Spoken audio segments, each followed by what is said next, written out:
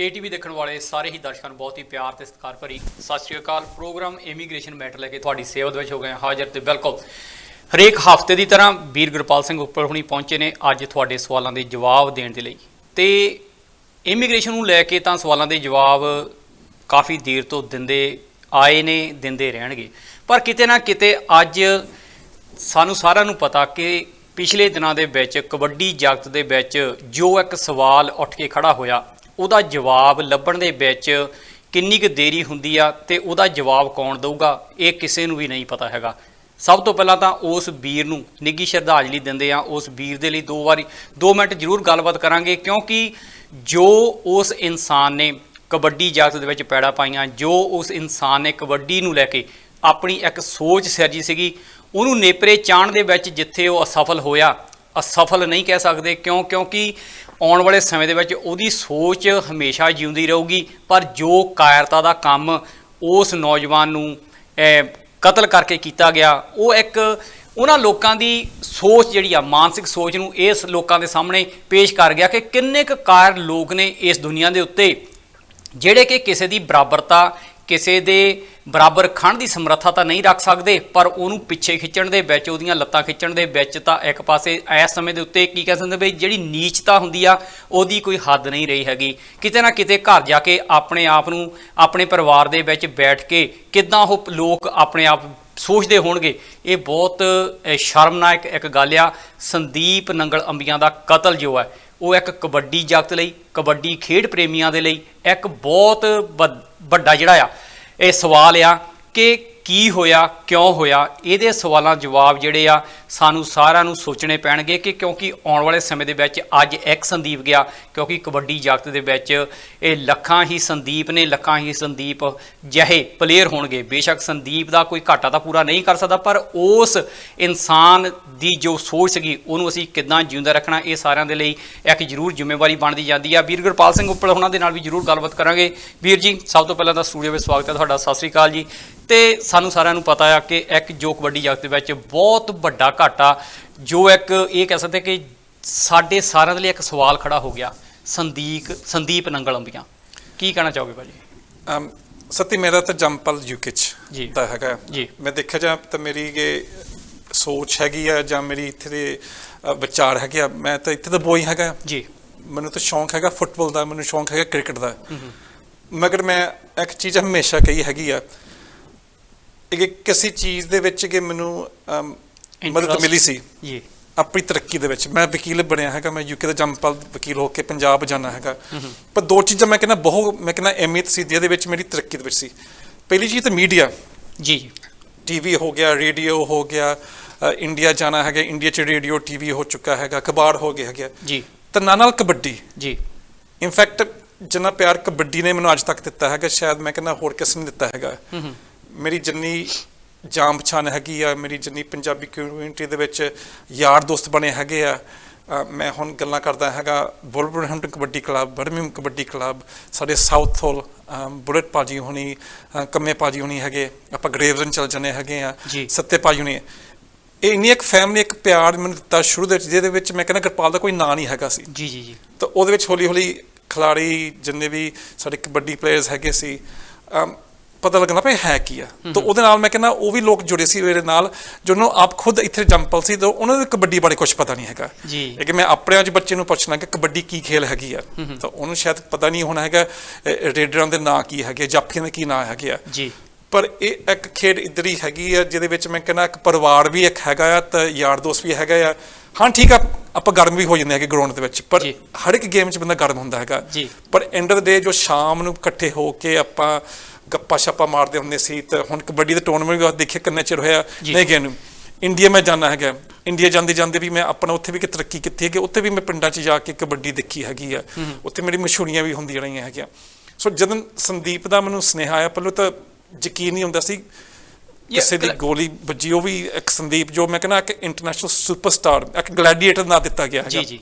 ਤੇ ਜਿਹਦੇ ਮੈਂ ਕਹਿੰਦਾ ਇੱਥੇ ਬੱਚੇ ਹੈਗੇ ਆ ਜਿਹਨੂੰ ਸ਼ਾਇਦ ਕਬੱਡੀ ਬਾਰੇ ਨਹੀਂ ਪਤਾ ਹੈਗਾ, ਇਹ ਕਿ ਤੁਸੀਂ ਸਿਰਫ ਗੂਗਲ ਸਰਚ ਹੀ ਕਰੋ ਸੰਦੀਪ ਨਾਂ, BBC ਦੇ documentaries, kabaddi federations, up and down the country, up and down around the world, ਉਹਦੇ ਨਾਂ ਉਹਦੀਆਂ ਫੋਟੋਆਂ। In fact he is probably one of the longest lasting ਮੈਂ ਕਹੂੰਗਾ ਕਬੱਡੀ ਪਲੇਅਰ ਜੋ ਆਪਣੇ ਪੀਕ ਚੜਿਆ ਹੈਗਾ। ਜੀ ਜੀ। ਤਾਂ ਉਹ ਵੀ ਮੈਂ ਕਹਿੰਦਾ with fitness and with grace ਤੇ ਨਾਲ as a clean kabaddi player ਇੱਕ ਰੋਲ ਮਾਡਲ ਸੀ।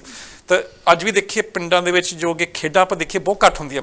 ਕਬੱਡੀ ਇੱਕ ਇੱਧਰਲੀ ਖੇਡ ਹੈਗੀ ਜਿਹਦੇ ਵਿੱਚ ਤੁਹਾਨੂੰ ਨਾ ਫੁੱਟਬਾਲ ਦੀ ਲੋੜ ਹੈਗੀ, ਨਾ ਨੈਟ ਦੀ ਲੋੜ ਹੈਗੀ ਆ, ਇੱਕ ਗਰਾਊਂਡ ਦੀ ਲੋੜ ਹੁੰਦੀ ਹੈਗੀ ਜਿਹਦੇ ਵਿੱਚ you put your shorts end of you go.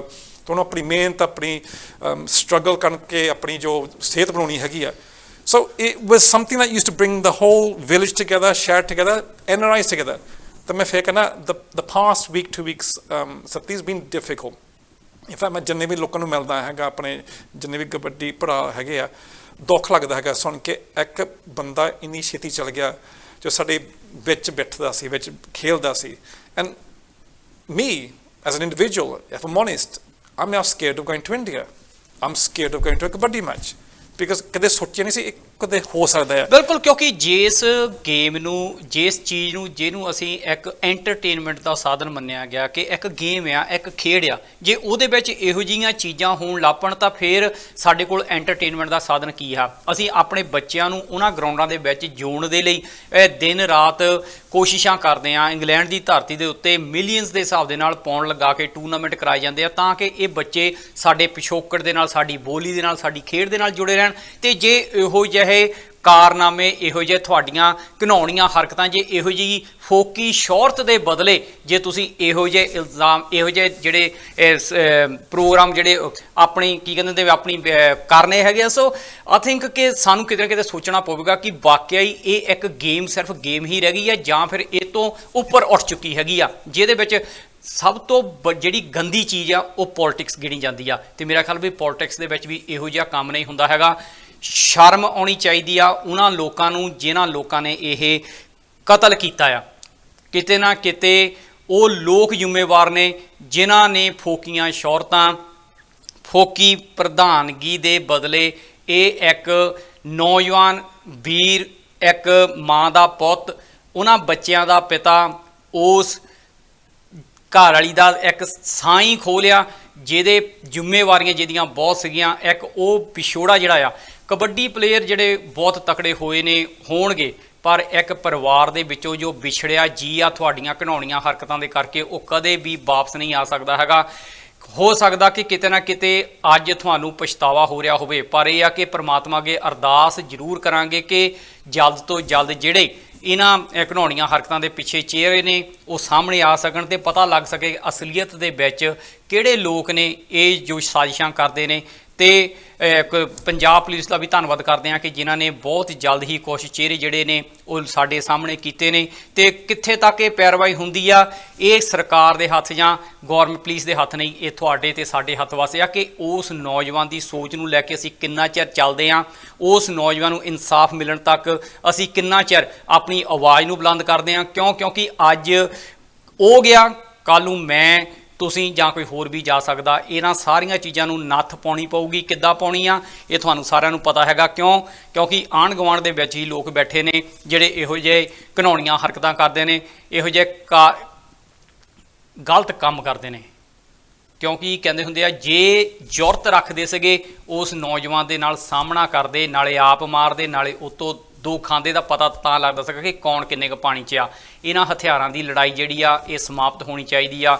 ਇਹਦੀ ਨਿਖੇਧੀ ਕਰਦੇ ਹਾਂ ਤੇ ਪ੍ਰਮਾਤਮਾ ਦੇ ਚਰਨਾਂ ਵਿੱਚ ਅਰਦਾਸ ਕਰਦੇ ਹਾਂ ਕਿ ਉਸ ਵੀਰ ਨੂੰ ਆਪਣੇ ਚਰਨਾਂ ਵਿੱਚ ਨਿਵਾਸ, ਤੇ ਪ੍ਰਮਾਤਮਾ ਦੇ ਚਰਨਾਂ ਵਿੱਚ ਅਰਦਾਸ ਕਰਦੇ ਹਾਂ ਕਿ ਉਸ ਵੀਰ ਦੀ ਆਤਮਾ ਨੂੰ ਸ਼ਾਂਤੀ ਬਖਸ਼ੇ ਤੇ ਪਰਿਵਾਰ ਨੂੰ ਭਾਣਾ ਮੰਨਣ ਦਾ ਬਲ ਬਖਸ਼ੇ। ਬਹੁਤ ਔਖਾ ਆ, ਪਰ ਫਿਰ ਵੀ ਭਾਜੀ It's very sad. Sathi, I mean, even discussing, talking, even watching ਆਪਣੇ YouTube ਤੋਂ ਕਲਿੱਪਸ ਲਾਉਣੇ, Facebook ਤੇ ਦੇਖਣਾ ਹੈਗਾ, ਵਾਰ-ਵਾਰ ਫੇਸ ਸੰਦੀਪ ਦਾ ਹੁੰਦਾ ਹੈਗਾ। So it's going to be hard. It's extremely difficult.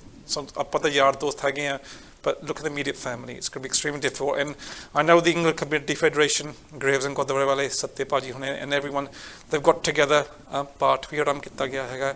And I know, I think it's on the 3rd of April ਭੋਗ ਪੈਣਾ ਹੈਗਾ। So ਸਾਰਿਆਂ ਨੂੰ ਜੋ ਵੀਰ ਭਰਾ ਭੈਣਾਂ ਨੂੰ ਜਿਹਨਾਂ ਕਿ ਹੈ ਜ਼ਰੂਰ ਪਹੁੰਚਣ ਦੀ ਕੋਸ਼ਿਸ਼ ਕਰੋ। ਟਾਈਮਿੰਗਸ ਜੋ ਹੈਗੇ ਆ I will try and make sure KTV ਰਾਹੀਂ ਜਾਂ ਸੋਸ਼ਲ ਮੀਡੀਆ ਰਾਹੀਂ ਤੁਹਾਨੂੰ ਦੱਸ ਦੂੰਗੇ, ਪਰ ਜਿੰਨੀ ਵੀ ਇਨਫੋਰਮੇਸ਼ਨ ਹੈਗੀ ਤੁਹਾਨੂੰ ਨਾਲ ਮਿਲੀ ਜਾਣੀ ਹੈਗੀ ਆ। But yes, let's hope for a better future for kabaddi. It's not a kabaddi that I grew up with. This is not a kabaddi that I've ever heard about. And ਕਦੇ ਗੋਲੀ ਕਦੇ ਵੀ ਚੱਲਣੀ ਪੰਜਾਬ ਦੇ ਵਿੱਚ ਕਦੇ ਟੂਰਨਾਮੈਂਟ ਮੈਂ ਤੇ ਅੱਜ ਤੱਕ ਸੁਣਿਆ ਸੀ that with such graphic horror. But once again, God rest his soul. May he rest in peace, Sandeep. And my soul and warm wishes and heartful sorrows goes out to everybody. ਤੇ ਬਿਲਕੁਲ, ਤੇ ਜਿੱਦਾਂ ਭਾਜੀ ਹੁਣਾਂ ਨੇ ਦੱਸ ਹੀ ਦਿੱਤਾ ਕਿ 3 ਤਰੀਕ ਨੂੰ 3 ਅਪ੍ਰੈਲ ਨੂੰ ਵੀਰ ਜੀ ਹੁਣਾਂ ਦੀ ਆਤਮਾ ਦੀ ਸ਼ਾਂਤੀ ਦੇ ਲਈ ਇੰਗਲੈਂਡ ਕਬੱਡੀ ਫੈਡਰੇਸ਼ਨ ਤੇ ਉਹਨਾਂ ਦੇ ਚਾਹੁਣ ਵਾਲਿਆਂ ਵੱਲੋਂ ਸਹਿਜ ਪਾਠ ਦੇ ਭੋਗ ਪੈਣਗੇ। ਸੋ ਸਾਰਿਆਂ ਨੇ ਜਿੰਨੇ ਵੀ ਵੀਰ ਸਾਡੇ ਆ ਪਹੁੰਚ ਸਕਦੇ ਆ ਇਸ ਅੰਤਮ ਅਰਦਾਸ ਦੇ ਵਿੱਚ ਜ਼ਰੂਰ ਪਹੁੰਚਣਾ ਆ। ਤੇ ਹੋ ਸਕਦਾ ਕਿ ਕੋਈ ਨਾ ਕੋਈ ਅਨਾਊਂਸਮੈਂਟਸ ਵੀ ਜਿਹੜੀਆਂ ਉੱਥੇ ਕੀਤੀਆਂ ਜਾਣ। ਸੋ ਇਹ ਆ ਕਿ ਜਿਹੜੀ ਸਲਾਹ ਆ ਉਹ ਬਹੁਤ ਜ਼ਰੂਰੀ ਆ, ਕਿਉਂਕਿ ਮਿਲ ਗਿਲ ਕੇ ਇਹਨਾਂ ਮਸਲਿਆਂ ਦੇ ਹੱਲ ਕੀਤੇ ਜਾ ਸਕਦੇ ਆ। ਕਿਉਂਕਿ ਕੋਈ ਵੀ ਜਿਹੜਾ ਗਿਲਾ ਸ਼ਿਕਵਾ ਆ ਆਫਟਰ ਆਲ ਜਿਹੜਾ ਆਹ ਚੀਜ਼ ਬਣੀ ਹੋਈ ਆ ਟੇਬਲ ਇੱਥੇ ਬੈਠ ਕੇ ਸੁਲਝਾਇਆ ਜਾ ਸਕਦਾ। ਕੰਟਰੀਜ਼ ਦੇ ਜਿਹੜੇ ਮਸਲੇ ਨੇ ਜੇ ਉਹ ਸੁਲਝ ਸਕਦੇ ਨੇ ਤਾਂ ਸਾਡੀਆਂ ਆਪਸੀ ਜਿਹੜੀਆਂ ਚੀਜ਼ਾਂ ਜਿਹੜੀ ਗੇਮ ਆ ਉਹਦੇ ਵਿੱਚ ਕੋਈ ਇਹੋ ਜਿਹਾ ਕਿਹੜਾ ਮਸਲਾ ਪੈ ਗਿਆ ਕਿ ਜਿਹਦੇ ਕਰਕੇ ਕਿ ਇੱਕ ਨੌਜਵਾਨ ਦੀ ਜਿਹੜੀ ਆ ਉਹ ਜਾਨ ਸਾਨੂੰ ਗਵਾਉਣੀ ਪਈ ਆ। ਆਉਣ ਵਾਲੇ ਸਮੇਂ ਦੇ ਵਿੱਚ ਵੀ ਪ੍ਰਮਾਤਮਾ ਅੱਗੇ ਅਰਦਾਸ ਕਰੀਏ ਕਿ ਇਹੋ ਜਿਹੀ ਨੌਬਤ ਨਾ ਆਵੇ ਜਿੱਥੇ ਕਿ ਸਾਨੂੰ ਕੋਈ ਇਹੋ ਜਿਹੀਆਂ ਕੀਮਤੀ ਜਿਹੜੀਆਂ ਜਾਨਾਂ ਆ ਉਹ ਖੋਣੀਆਂ ਪੈਣ। ਤੇ ਬਿਲਕੁਲ ਹੁਣ ਪ੍ਰੋਗਰਾਮ ਦੇ ਵੱਲ ਵੱਧਦੇ ਹਾਂ ਭਾਜੀ ਕਿ ਬੇਸ਼ੱਕ ਤੁਸੀਂ ਇੰਡੀਆ ਜਾ ਰਹੇ ਹੋ। ਸਭ ਤੋਂ ਪਹਿਲਾਂ ਤਾਂ ਇੰਡੀਆ ਦੇ ਜਾਣ ਵਾਲੇ ਜਿਹੜੇ ਪ੍ਰੋਗਰਾਮ ਨੇ ਉਹਨਾਂ ਦੇ ਬਾਰੇ ਗੱਲਬਾਤ ਕਰਾਂਗੇ ਕਿ ਕਿਹੜੀਆਂ ਤਰੀਕਾਂ ਦੇ ਵਿੱਚ ਭਾਜੀ ਹੁਣੀ ਕਿੱਥੇ ਹੋਣਗੇ। जी हाँ जी, 29th of March मैं होऊंगा हाइट जो अलेंटा मॉल ਦੇ ਵਿੱਚ ਹੈਗਾ। and on the 2nd of April I'm going to be at the Best Western Hotel in Jannah। so 2 ਡੇਟਾਂ ਹੈਗੀਆਂ, ਇੱਕ ਚੰਡੀਗੜ੍ਹ ਦੀ ਡੇਟ ਵੀ ਹੈਗੀ ਆ ਤੇ ਨਾਲ ਜੰਦਰ ਦੀ ਵੀ ਡੇਟ ਹੈਗੀ ਆ। ਮਕਸਦ ਕੀ ਹੈਗਾ ਜਾਣ ਦਾ? ਚਲੋ 2 ਸਾਲ ਹੋ ਗਏ ਆ ਗਏ ਨੂੰ, ਤਾਂ ਇੰਡੀਆ ਦੇ ਵਿੱਚ ਵੀ ਲੋਕਾਂ ਦੀ ਲੋੜ ਹੈਗੀ ਇਮੀਗ੍ਰੇਸ਼ਨ ਸਲਾਹ ਵਾਸਤੇ। ਤੇ ਸਪੈਸੀਫਿਕਲੀ ਜਿਹੜੇ ਲੋਕ ਉੱਥੇ ਅਪਲਾਈ ਕਰਨਾ ਚਾਹੁੰਦੇ UK ਆਉਣ ਵਾਸਤੇ, ਵੈਸੇ ਤਾਂ ਆਪਾਂ ਕੈਨੇਡਾ, ਆਸਟ੍ਰੇਲੀਆ, ਨਿਊਜ਼ੀਲੈਂਡ ਦੇ ਵੀ ਆਪਾਂ ਕੇਸਿਸ ਕਰਦੇ ਹੈਗੇ, ਪਰ ਦਿਸ ਟੂਰਸ ਹੋਣਾ mainly for the UK immigration cases. ਤਾਂ ਅੱਗੇ ਕੈਟਰੀਜ਼ ਦੇਖੀਏ ਜਿਹਦੇ ਲੋਕਾਂ ਨੇ ਆਉਣਾ ਹੈਗਾ। ਪਹਿਲੀ ਤਾਂ ਜਿਹਨਾਂ ਲੋਕਾਂ ਨੇ ਰਾਦਨੀਆਂ ਭੇਜੀਆਂ ਹੈਗੀਆਂ ਆਪਣੇ ਵਿਜ਼ਟਰ ਵਾਸਤੇ ਲਈ ਸੱਦਣ ਲਈ UK ਘੁੰਮਣ ਫਿਰਨ ਲਈ, ਕਿ ਤੁਸੀਂ ਫੋਰਮ ਭਰਨੇ ਹੈਗੇ ਆ, ਫੋਰਮ ਦੀ ਤਿਆਰੀ ਕਰਵਾਉਣੀ ਹੈਗੀ ਆ, ਕਾਗਜ਼ ਤਿਆਰ ਕਰਨੇ ਹੈਗੇ ਆ। ਇਹ ਨਹੀਂ ਪਤਾ ਇੰਡੀਆ 'ਚ ਕਿਹਦੇ ਕਾਗਜ਼ ਕਿੱਦਾਂ ਤਿਆਰ ਕਰਨੇ ਹੈਗੇ ਆ, ਉਹ ਵੀ ਆ ਕੇ ਮਿਲ ਸਕਦੇ ਹੈਗੇ ਆ। ਕਿਸੇ ਨੂੰ ਨਾ ਹੋ ਚੁੱਕੀ ਆ ਸਪੈਸ਼ਲੀ ਵਿਜ਼ਟਰ ਵੀਜ਼ੇ, ਤਾਂ ਮੈਂ ਮੰਨਦਾ ਕਿ ਆਪਾਂ ਕਈ ਵੀ ਪੜ੍ਹਦੇ ਹੈਗੇ ਆ, ਸੁਣਦੇ ਵੀ ਹੈਗੇ ਆ। ਕਿਸੇ ਨੂੰ ਨਾ ਹੋ ਗਈ ਆ ਤਾਂ ਰਿਫਿਊਜ਼ਲ ਲੈਟਰ 'ਚ ਇਹ ਲਿਖਿਆ ਹੁੰਦਾ ਨੋ ਰਾਈਟ ਆਫ ਅਪੀਲ ਜਾਂ ਨੋ ਐਡਮਿਨ ਰਿਵਿਊ। ਕਈ ਵੀ ਚਿੱਤਾ ਭੁੱਲ ਜਿੱਦਾਂ ਹਾਲੇ ਵੀ ਇੱਕ ਰਾਈਟ ਆਫ ਅਪੀਲ ਹਮੇਸ਼ਾ ਹੁੰਦੀ ਹੈ ਜਿਹਨੂੰ ਆਪਾਂ ਕਹਿੰਦੇ ਹੈਗੇ ਆ ਹਾਈ ਕੋਰਟ ਜੁਡੀਸ਼ੀਅਲ ਰਿਵਿਊ, ਪੈਪ ਵੀ ਆਪਾਂ ਕਹਿੰਦੇ ਹੈਗੇ ਆ। ਸੋ ਆਪਾਂ ਕਈ ਕੇਸਿਸ ਆਪਾਂ ਓਵਰਟਰਨ ਕੀਤੇ ਹੈਗੇ। ਸਰ ਤੁਹਾਡਾ ਕੋਈ ਰਿਸ਼ਤੇਦਾਰ ਹੈਗੇ ਕਿਸੇ ਨੂੰ ਪਿਛਲੇ 3 ਮਹੀਨਿਆਂ ਦੇ ਵਿੱਚ ਕਿਸੇ ਨੂੰ ਗੁਨਾਹ ਹੋਈ ਹੈਗੀ ਹੈ ਤਾਂ ਆਪਣੇ ਕਾਗਜ਼ ਦਿਖਾਉਣਾ ਚਾਹੁੰਦਾ ਹੈਗਾ, ਰਿਵਿਊ ਪਾਉਣਾ ਚਾਹੁੰਦਾ, ਅਪੀਲ ਕਰਨਾ ਚਾਹੁੰਦਾ, ਉਹ ਵੀ ਆ ਕੇ ਮਿਲ ਸਕਦਾ ਹੈਗਾ। ਹੁਣ ਇਹ ਵੀ ਪਤਾ ਇੰਡੀਆ ਕਈ ਚਿਰ ਹੋਏ ਲੋਕਾਂ ਨੇ ਇੰਡੀਆ ਜਾ ਕੇ ਵਿਆਹ ਕਰਕੇ ਤਾਂ ਹਸਬੈਂਡਸ ਵਾਈਫ ਨੇ ਆਪਣੀ ਐਪਲੀਕੇਸ਼ਨ ਦਰਜ ਕਰਨੀਆਂ ਸੀ, ਪਰ ਪਿਛਲੇ ਸਾਲ 1.5 ਸਾਲ ਦੇ ਵਿੱਚ ਕੋਵਿਡ ਦੇ ਵਿੱਚ ਲੋਕਾਂ ਨੂੰ ਵਿਆਹ ਸ਼ਾਦੀਆਂ ਦਾ ਮੌਕਾ ਨਹੀਂ ਮਿਲਿਆ ਹੈਗਾ। ਪਰ ਕਈ ਨੇ ਮੰਗੇਤਰ ਰੂਪ ਵਿੱਚ ਵੀ ਆਪਣੇ ਸਪੌਂਸਰਸ ਭੇਜੇ ਹੈਗੇ ਆ, ਤਾਂ ਉਹ ਵੀ ਚਾਹੁੰਦੇ ਹੈਗੇ ਉਹਨਾਂ ਦੇ ਹੁਣ ਫਿਓਂਸੇ ਜਾਂ ਮੰਗੇਤਰ ਹਸਬੈਂਡਸ ਵਾਈਫ ਦੀਆਂ ਐਪਲੀਕੇਸ਼ਨ ਪ੍ਰੋਸੈਸ ਹੋ ਜਾਏ, ਉਹ ਵੀ ਆ ਕੇ ਮਿਲ ਸਕਦੇ ਹੈਗੇ। ਕਿ ਉਹਨੂੰ ਇਹ ਨਹੀਂ ਪਤਾ ਕਿ ਕਿਹਦਾ ਇੰਗਲਿਸ਼ ਦਾ ਟੈਸਟ ਕਰਨਾ ਹੈਗਾ, A1 ਦਾ ਕਰਨਾ ਹੈਗਾ, ਲਾਈਫ ਸਕਿੱਲਸ ਦਾ ਹੈਗਾ, ਟ੍ਰਿੰਟੀ ਕੋਚ ਦਾ, ਉਹ ਵੀ ਆ ਕੇ ਪੁੱਛ ਸਕਦੇ ਹੈਗੇ ਆ। ਤੇ ਨਾਲ ਸਟੂਡੈਂਟਸ ਸਪਟੈਂਬਰ 2022 ਦੀ ਇਨਟੇਕ ਦੀ ਹੁਣ ਸ਼ੁਰੂਆਤ ਹੋ ਚੁੱਕੀ ਹੈਗੀ ਹੈ। ਸੋ ਕਿ ਕਿਸ ਨੇ UK ਪੜ੍ਹਨ ਵਾਸਤੇ ਆਉਣਾ ਹੈਗਾ, ਕਿਸ ਨੇ ਆਈਲੈਟਸ ਕੀਤੀ ਹੈਗੀ ਆ, ਹੁਣੀ +2 ਕੀਤੀ ਹੈਗੀ ਆ, ਉਹਨੇ ਆਪਣੇ BA ਦੇ ਪੇਪਰ ਦਿੱਤੇ ਹੈਗੇ, ਉਹਦੇ ਰਿਜ਼ਲਟਸ ਆਉਂਦਾ ਹੈਗੇ ਆ, ਤਾਂ ਤੁਸੀਂ ਸੋਚਦੇ UK ਆਉਣਾ ਚਾਹੁੰਦੇ ਹੈਗੇ ਆ। ਤਾਂ ਮੈਨੂੰ ਇਹ ਵੀ ਪਤਾ ਬੜਾ ਕਰੇਜ਼ ਹੈਗਾ ਸਟੂਡੈਂਟਸ ਨਾਲ ਹਸਬੈਂਡਸ ਵੀ ਚਾਹੁੰਦੇ ਹੈਗੇ ਆ ਨਾਲ ਆਉਣ ਵਾਸਤੇ ਹੈਗੇ, ਉਹ ਵੀ ਆਪਣੀ ਸਲਾਹ ਪੁੱਛਣਾ ਚਾਹੁੰਦੇ ਹੈਗੇ। ਬਿਕੋਜ਼ ਹਰ ਇੱਕ ਨੂੰ ਡਿਪੈਂਡੈਂਟ ਦੇ ਬੇਸ ਦੇ ਉੱਪਰ ਹੱਕ ਨਹੀਂ ਮਿਲਦਾ ਹੈਗਾ, ਯੂਜ਼ਰ ਸਿਰਫ ਉਹਨਾਂ ਨੂੰ ਹੱਕ ਮਿਲਦਾ ਜੋ ਮਾਸਟਰਸ ਦੀ ਪੜ੍ਹਾਈ ਦੇ ਬੇਸ 'ਤੇ ਹੁੰਦੇ ਹੈਗੇ ਆ। ਤਾਂ ਨਾਲ ਦੀ ਨਾਲ ਵਰਕ ਪਰਮਿਟਸ, ਸਾਨੂੰ ਪਤਾ ਪਿਛਲੇ ਸਾਲ ਦੇ ਵਿੱਚ ਜਿੰਨੀ ਵੀ ਕੰਪਨੀਆਂ UK 'ਚ ਹੈਗੇ ਉਹਨਾਂ ਨੂੰ ਸਪਾਂਸਰ ਲਾਇਸੈਂਸ ਦਾ ਮੌਕਾ ਮਿਲ ਪਿਆ ਸੀ ਅਪਲਾਈ ਕਰਨ ਵਾਸਤੇ ਸਰਕਾਰ ਵੱਲੋਂ, ਤਾਂ ਇੱਕ ਵਾਰੀ ਸਪਾਂਸਰ ਲਾਇਸੈਂਸ ਮਿਲ ਪਿਆ ਫਿਰ ਤੁਸੀਂ ਆਪਣੇ ਸਟਾਫ ਜੋ ਹੈਗਾ ਜੋ ਸਕਿਲਡ ਵਰਕਰਸ ਹੈਗੇ ਟਾਇਰ 2 ਦੇ ਹੇਠ ਤੁਸੀਂ ਬਾਹਰਲੇ ਮੁਲਕ 'ਚ ਵੀ ਸੱਦ ਸਕਦੇ ਹੈਗੇ। ਤਾਂ ਹੁਣ ਬੜਾ ਕਰੇਜ਼ ਹੋਇਆ ਹੈਗਾ ਸਪੈਸ਼ਲੀ ਸਾਡੇ ਅੱਗੇ ਦੇਖੀਏ ਹੈਲਥ ਸੈਕਟਰ ਦੇ ਵਿੱਚ care workers, senior care workers, nurses. In fact ਕਾਫੀ ਬੱਚੇ ਜੋ ਸਟੱਡੀ ਦੇ ਬੇਸ 'ਤੇ UK ਆਏ ਹੈਗੇ ਉਹ ਵੀ ਸਵਿਚ ਕਰੀ ਜਾਂਦੇ ਹੈਗੇ, ਪਰ ਨਾਲ UK ਦੇ ਵਿੱਚ ਕਾਫੀ ਕੰਪਨੀਆਂ ਰਿਕਰੂਟਮੈਂਟ ਕੰਪਨੀਜ਼ ਇੰਡੀਆ ਜਾ ਰਹੇ ਹੈਗੇ ਆ, ਸਪੈਸ਼ਲੀ ਮੈਂ ਕਹਿੰਦਾ ਸਾਊਥ ਇੰਡੀਆ, ਪਰ ਨਾਲ ਪੰਜਾਬ ਵੱਲ ਵੀ ਝਾਤੀ ਮਾਰਦੇ ਹੈਗੇ ਬਿਕਾਜ਼ ਉੱਥੇ ਵੀ ਕੇਅਰ ਵਰਕਰ ਸਾਡੇ ਹੈਗੇ ਆ ਜਿਹਦੇ ਸਾਡੇ ਸਟੂਡੈਂਟਸ ਜਿਹਨੇ BSc ਕੀਤੀ ਹੈਗੀ ਆ, GNM ਕੀਤੀ ਆ, NMA ਦੇ ਪੜ੍ਹਾਈ ਕਰਾਉਣ ਦੇ ਬਾਅਦ 2-3 ਸਾਲ ਦੀ ਐਕਸਪੀਰੀਅੰਸ ਹੈਗੀ ਆ, ਜਿਹਨਾਂ ਕੋਲ 4.5-5 ਬੈਂਡ ਆਈਲੈਟਸ ਮਿਨੀਮਮ ਹੈਗੀ ਆ, ਉਹਨੂੰ ਵੀ ਹੁਣ ਮੌਕਾ ਹੈਗਾ as long as they have a recruitment company consultant ਹੈਗਾ ਜੋ ਤੁਹਾਨੂੰ ਕੰਮ 'ਤੇ ਰੱਖਣ ਨੂੰ ਤਿਆਰ ਹੈਗਾ। ਤਾਂ ਸਾਡੇ ਨਾਲ ਵੀ ਰਿਕਰੂਟਰਸ ਜਾ ਰਹੇ ਹੈਗੇ ਆ ਜੋ ਡਾਇਰੈਕਟਲੀ ਆਫਰ ਕਰੋਗੇ ਪੋਜੀਸ਼ਨਸ, ਪ੍ਰਾਈਵੇਟ ਮੇਨਲੀ ਹੋ ਗਏ ਕੇਅਰ ਹੋਮਸ ਦੇ ਵਿੱਚ, ਤੇ ਨਾਲ NHS, ਕਿਉਂਕਿ NHS ਦੀ ਵੀ ਲੋੜ ਹੈਗੀ ਆ। ਇਸ਼ੂ ਸਿਰਫ ਇਹ ਬਣਦੀ ਕਿ NHS ਦੇ ਵਿੱਚ ਕਿ ਕਿਸ ਨੇ ਆ ਕੇ ਪੜ੍ਹਨਾ ਹੈਗਾ, ਉਹਨੂੰ 7 ਬੈਂਡ IELTS ਦੀ ਲੋੜ ਹੈਗੀ ਆ। ਤਾਂ ਨਾਲ UK 'ਚ ਆ ਕੇ ਪਹਿਲਾਂ ਉਹਨੂੰ NMC ਜਿਹੜੀ ਨਰਸਿੰਗ ਮਿਡਵਾਈਫਰੀ ਕਾਉਂਸਲ ਹੈਗੀ, ਉਹਦੇ ਨਾਲ ਰਜਿਸਟ੍ਰੇਸ਼ਨ ਕਰਨ ਦੀ ਲੋੜ ਹੈਗੀ ਆ। ਮਗਰ ਹੋਰ ਵੀ ਵਰਕਰਸ ਦੀ ਲੋੜ ਹੈਗੀ ਆ। ਕੰਸਟਰਕਸ਼ਨਸ ਆਪਾਂ ਦੇਖੀਏ, ਕਾਫੀ ਕੰਪਨੀਜ਼ ਹੈਗੇ UK ਜਿਹਨੂੰ ਕੰਸਟਰਕਸ਼ਨ ਵਰਕਰ ਚਾਹੀਦੇ ਹੈਗੇ ਆ। ਤਾਂ ਨਾਲ ਹੌਸਪਿਟੈਲਿਟੀ ਇੰਡਸਟਰੀ ਜਿਹਦੇ ਵਿੱਚ hotels, cooks, chefs, business advisers, business development officers. So ਕਾਫੀ ਕੈਟੇਗਰੀਜ਼ ਹੈਗੀ ਜਿਹਦੇ ਵਿੱਚ ਆਪਾਂ ਕੋਸ਼ਿਸ਼ ਕਰਨੀ ਹੈ ਕਿ ਇਸ ਟੂਰ ਦੇ ਵਿੱਚ ਉਹਨਾਂ ਡੇਟਾ ਇਕੱਠਾ ਕਰਨ ਵਾਸਤੇ। ਕਿਉਂਕਿ ਜਦੋਂ ਆਪਾਂ ਵਾਪਸ ਆਈ ਤਾਂ ਹਮੇਸ਼ਾ ਕੋਈ ਨਾ ਕੋਈ ਕਹਿੰਦਾ ਦੱਸੋਗੇ ਕੋਈ ਬੰਦਾ ਹੈਗਾ ਕੰਮ 'ਤੇ ਰੱਖਣ ਵਾਸਤੇ ਜੋ ਪ੍ਰੋਫੈਸ਼ਨਲ ਬੰਦਾ ਹੈਗਾ। ਸੋ ਉਹਦਾ ਡੇਟਾ ਇਕੱਠਾ ਕਰਨ ਵਾਸਤੇ ਕਿਸ ਨੇ ਕਿ ਇੰਡੀਆ ਮੈਨੂੰ ਆ ਕੇ ਮਿਲਣਾ। 2 ਡੇਟਾ ਹੈਗੀਆਂ, Chandigarh on the 29th of March and on the 2nd of April in Jalandhar. ਇਸ ਡੇਟਾਂ 'ਤੇ ਤੁਸੀਂ ਆ ਕੇ ਮੈਨੂੰ ਮਿਲ ਸਕਦੇ ਆ। ਮੈਂ ਤੇ ਨਾਲ ਮੇਰੀ ਟੀਮ UK 'ਚ ਨਾਲ ਇਕੱਠੀ ਹੋ ਕੇ ਜਾਊਗੀ। ਤੇ ਬਿਲਕੁਲ ਤੁਸੀਂ ਜਿੱਦਾਂ ਪਹਿਲਾਂ ਵੀ ਗੱਲ ਕੀਤੀ ਸੀਗੀ ਪਿਛਲੇ ਦਿਨਾਂ ਦੇ ਵਿੱਚ ਕਿ ਤੁਸੀਂ ਇੱਕ ਬਰੀਫ ਜਿਹੜੀ ਛੋਟੀ ਜਿਹੀ ਵੀਡੀਓ ਬਣਾ ਕੇ ਤੁਹਾਨੂੰ ਉਹ ਭੇਜ ਸਕਦੇ ਆ। ਉਹਦੇ ਨਾਲ ਇਹ ਹੋਊਗਾ ਕਿ ਉਹਦੇ ਬਾਰੇ ਥੋੜ੍ਹਾ ਜਿਹਾ ਐਕਸਪਲੇਨ ਕਰ ਦਿਓ ਕਿ ਕੀ ਉਹਦੇ ਵਿੱਚ ਕਿਹੜੀ ਰਿਕੁਆਇਰਮੈਂਟਸ ਹੈਗੀਆਂ, ਕੀ ਉਹ ਤੁਹਾਨੂੰ ਜੇ ਈਮੇਲ ਕਰਨਾ ਚਾਹੁੰਦੇ ਹੋਣ ਤਾਂ ਉਹ ਵੀਡੀਓ ਵਿੱਚ ਕੀ ਹੋਣਾ ਚਾਹੀਦਾ ਭਾਜੀ। ਸਤੀ ਪਰ ਕੀ ਲੋਟ ਆਫ ਇੰਪਲੋਈਜ਼ UK ਦੇ ਵਿੱਚ ਜਦੋਂ ਚਾਹੁੰਦੇ ਹੈਗੇ ਕੋਈ ਨਾ ਕੋਈ ਇੰਪਲੋਈ ਫਰੋਮ ਇੰਡੀਆ। ਪਹਿਲੀ ਪ੍ਰੋਬਲਮ ਇਹ ਹੁੰਦੀ ਪੇਪਰਾਂ ਦੇ ਵਿੱਚ ਕੁਛ ਹੁੰਦਾ ਤੇ ਰਿਐਲਿਟੀ ਦੇ ਵਿੱਚ ਕੁਛ ਹੋਰ ਹੁੰਦਾ ਹੈਗਾ। ਸੋ ਸਾਡੇ ਰਿਕਰੂਟਰਸ ਨੇ ਇੱਕ ਫਾਰਮੂਲਾ ਤਿਆਰ ਕੀਤਾ ਗਿਆ। ਤਾਂ ਸਾਨੂੰ ਇਹ ਕਹਿੰਦੇ ਜਿੰਨੇ ਵੀ ਤੁਹਾਡੇ ਕੈਂਡੀਡੇਟਸ ਹੈਗੇ ਜੋ ਆਉਣਾ ਚਾਹੁੰਦੇ ਬੇਸ਼ੱਕ ਉਹ ਨਰਸਿੰਗ, ਕੇਅਰ ਹੋਮ, ਜੋ ਵੀ ਪ੍ਰੋਫੈਸ਼ਨ ਹੋਏ, ਕਹਿੰਦੇ ਆਪਣੀ CV, ਪਾਸਪੋਰਟ ਦੇ ਕਾਪੀ ਦੇ ਨਾਲ ਕਹਿੰਦੇ 1 ਮਿੰਟ ਦੀ ਵੀਡੀਓ ਵੀ ਰਿਕਾਰਡ ਕਰਕੇ ਜ਼ਰੂਰ ਭੇਜਿਆ ਕਰੋ so they can see the ability of someone to speak English. ਤਾਂ ਆਪਣੇ ਕੁਆਲੀਫਿਕੇਸ਼ਨਸ, ਆਪਣੀ ਵਰਕ ਐਕਸਪੀਰੀਅੰਸ ਦੀ ਗੱਲ ਕਰਕੇ ਪੇਸ਼ ਕਰੇ। ਸੋ ਐਟਲੀਸਟ ਇੰਪਲੋਈਜ਼ ਨੂੰ ਜਿਹਨੇ ਕਿ ਇੰਟਰਵਿਊ ਕਰਨੀ ਵੀ ਹੈਗੀ ਪਹਿਲਾਂ ਚੁਣ ਸਕਦੇ ਹੈਗਾ the good candidates from the bad candidates. ਤੇ ਬਿਲਕੁਲ ਸਹੀ ਗੱਲ ਹੈ। ਤੇ ਇਸ ਤੋਂ ਇਲਾਵਾ ਤਾਂ ਜ਼ਰੂਰ ਜਿਹੜੀਆਂ ਗੱਲਾਂ ਬਾਤਾਂ ਹੋਰ ਜਿਹੜੀਆਂ ਫੇਸ ਟੂ ਫੇਸ ਬੈਠ ਕੇ ਹੋ ਜਾਣੀਆਂ ਉਹਦੇ ਨਾਲ ਦੀ ਰੀਸ ਨਹੀਂ ਹੁੰਦੀ ਹੈਗੀ। ਜੇ ਕੋਈ ਤੁਹਾਡਾ ਚਾਹੁਣ ਵਾਲਾ ਕੋਈ ਵੀ ਆਉਣਾ ਚਾਹੁੰਦਾ ਆ ਇੰਗਲੈਂਡ ਦੇ ਵਿੱਚ, ਕੋਈ ਚਾਹਵਾਨ ਹੈਗਾ, ਚਾਹੇ ਸਪੋਂਸਰ ਲਾਇਸੈਂਸ ਦੇ ਰਾਹੀਂ, ਵਰਕ ਪਰਮਿਟ ਦੇ ਰਾਹੀਂ ਤੇ ਸਟੂਡੈਂਟ ਵੀਜ਼ੇ ਜਿਹੜੇ ਆ, ਭਾਈ ਉਹਨਾਂ ਨੇ ਗੱਲ ਕੀਤਾ ਕਿ ਸਪਟੈਂਬਰ ਇਨਟੇਕ ਜਿਹੜਾ ਆ ਉਹ ਬਹੁਤ ਸਾਰੀਆਂ ਯੂਨੀਵਰਸਿਟੀਜ਼ ਨੇ ਖੋਲ੍ਹ ਦਿੱਤਾ।